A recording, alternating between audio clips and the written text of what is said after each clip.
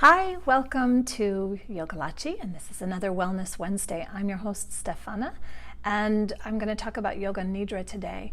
I love this concept, and I love that it's getting more and more air talk in our digital world, and people are asking about it, and there are classes popping up. It's been around for as long as yoga has been around because it is an essential part of yoga, just as breathing is.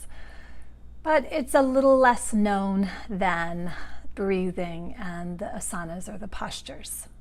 However, it is still just as beautiful and wonderful, and you probably have experienced it in one class or another from an instructor who utilizes it to have a finale for the end of the class, because it's a key part to allowing for the body to assimilate and the mind to process all of the postures, that the asanas that you practice in yoga. So for this, I will give you a quick idea of what it is. Essentially, the Yoga Nidra, just like a word, we do mudras. Yoga means yoking or connecting the mind, the body, the spirit. Mudras are positions or posture movements of your hands. Asanas or postures or the movements. They're just words, just like trees and coffee and books are words that we have developed in our languages.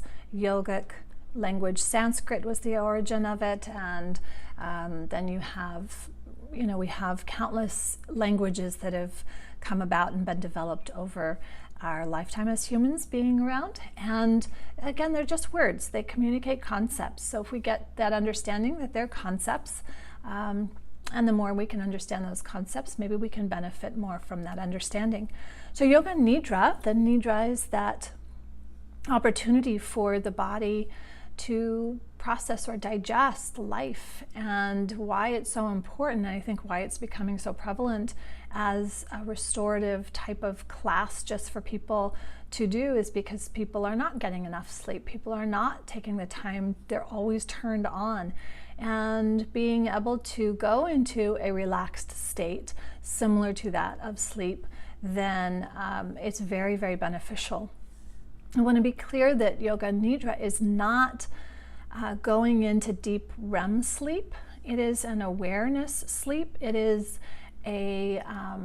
but it's not lucid dreaming either. There's definitely differences. And if you've ever been to, so I'll take an example of my class. When we complete a practice of the postures, and we've practiced prana, which is the breathing, then I will end the class with the body laying completely in savasana or in corpse pose, or laying on your back completely stretched out and the arms relaxed. Sometimes we'll have the legs on a bolster, so if you have low back issues, we'll soften the knees and we'll have the back supported with a bit of a bolster. And you can do this as well, and I can just guide you through this as we go if you'd like to, if you're in a safe space where you can actually do that after you've practiced maybe some postures and you would like some restorative time. So allowing your arms to relax by your side, out by the side, palms face up, the fingers, the joints relaxed, and the eyes are soft or closed, and the tongue rests on the roof of the mouth, and you go into your breathing deep into the diaphragm, filling up the lungs and exhaling completely. And we begin to bring the attention to the feet and allow the feet to become just a little bit more heavy. And as you take a deep breath in, bring your awareness to your calves and allow your calves to become just a little bit more heavy. And as you exhale, let your body relax more deeply into the earth. And as you inhale, bring your awareness to your knees and see the energy dancing around the knees, and allow the knees to become just a little bit more heavy. And as you continue your breath, imagine the breath coming into the thighs, and allow the thighs to become just a little bit more heavy as they relax more deeply. And bringing your breath into your hip area, allow your hips to release and relax into the earth. And bringing your awareness to your abdominal and your stomach area, breathing in and allowing the muscles to relax and become just a little bit more heavy as they rest and relax more deeply into the earth. And bring your awareness to your hands and your arms and allow them to become just a little bit more heavy as they relax more deeply into the earth. And bring your awareness to your shoulders and neck. And now allow your shoulders to relax and gently become more and more heavy as they deepen their relaxation into the earth. Allow your eyes to become even more heavy and your eyelids to become just a bit more heavy as you deepen your relaxation with your breath.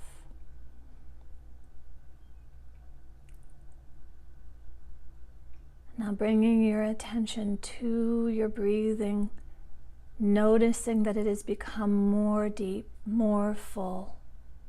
Each breath, allowing the cells to vibrantly dance in their dance of healing, and continuing to flow with your breath.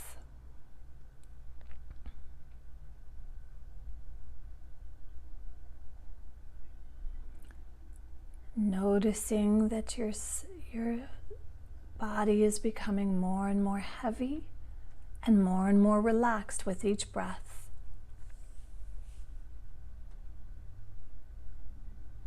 Inhaling peace to every cell of the body.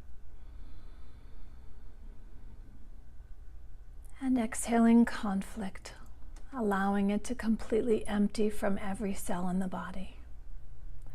Inhaling health to every cell of the body.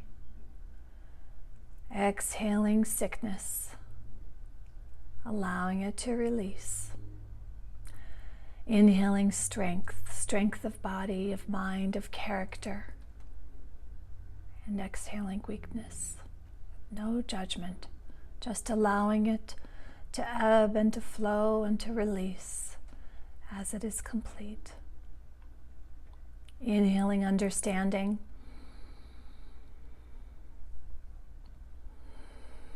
And exhaling confusion. Continuing your breath deep in the diaphragm, opening the lungs. Inhaling wisdom. And exhaling anything that no longer serves you. Just allow your body to completely relax. Bring your awareness to your heart space and imagine the most joyful energy flowing through the heart space and expanding to every cell of the body.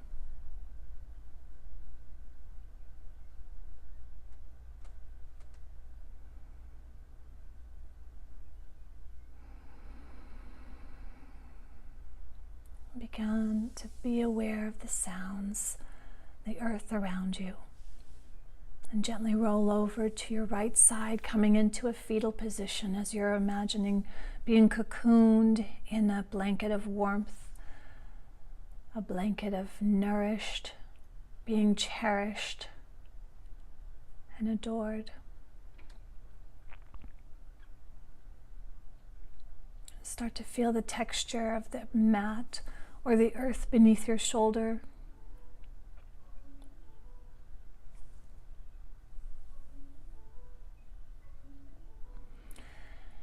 Inhaling completely. Bring your awareness back to the present moment, allowing the sounds and the textures and the smells of the day to bring you back to the present, knowing that you are fully restored. You're feeling more exhilarated and alive and excited, happy, healthy, and whole after giving yourself and your body and your mind time to process and to digest and allow for your senses to come back fully to the present. And you can come up to a seated position, taking a deep breath in Okay, so that was 10 minutes from start to finish as I'm watching this film. And that is a really simple example of how Yoga Nidra works and how wonderful it is. It can be as elaborate as some intense guided meditation of shifting and doing a body scan. Ideally, though, you are completely allowing your body to rest, but you are aware of what's going on. So you're not in a deep sleep. When first people are practicing this, oftentimes if they're so tired and they don't have their own good sleep practice, then you're going to find a lot of people snoring. You may even fall off into a snoring state. But as you practice this, it will become second nature, and it will be just as natural as wake time. So you will actually be able to utilize it and utilize that time and space to recover and to restore.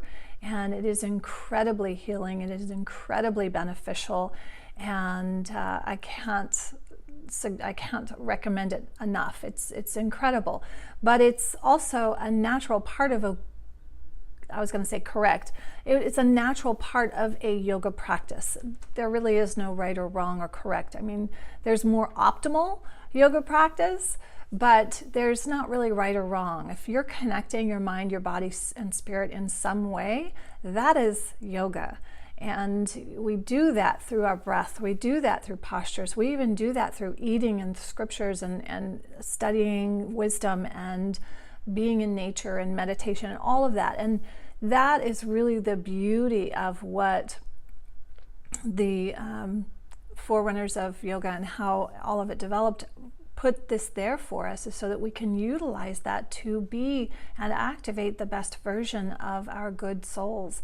And I would hope that you can utilize that, and maybe that takes a little bit of the esotericness away from, oh, it's a Yoga Nidra class, I'm going to go to a Yoga Nidra class. So like, that's awesome. And it's a practice, just like with yoga, that you really want to develop personally and have a personal practice of that Yoga Nidra of, okay, now I'm going to intentionally restore my body and my mind and my spirit in this way, in this beautiful, delicious sleep way. So I hope that helps, and I hope you practice it, and I hope that more and more yoga classes, I'm pretty sure, I haven't been to too many that don't actually have it unless it's like a fitness yoga class, but that time at the end that really allows for your body and your mind and spirit to assimilate all the work you've done is really crucial, and I think all children should be taught it. I teach my children this. We practice Yoga Nidra before we go to sleep and go off into driftland. It will help you sleep better as well when you sleep at night. Okay? All right, so peace and blessings, and make sure you get our free guide if you haven't gotten that, the report at yogilachi.com. And if you want some more specific help, leave a comment below or schedule for a consultation, and I'm happy to see how I can best serve you. Peace and blessings.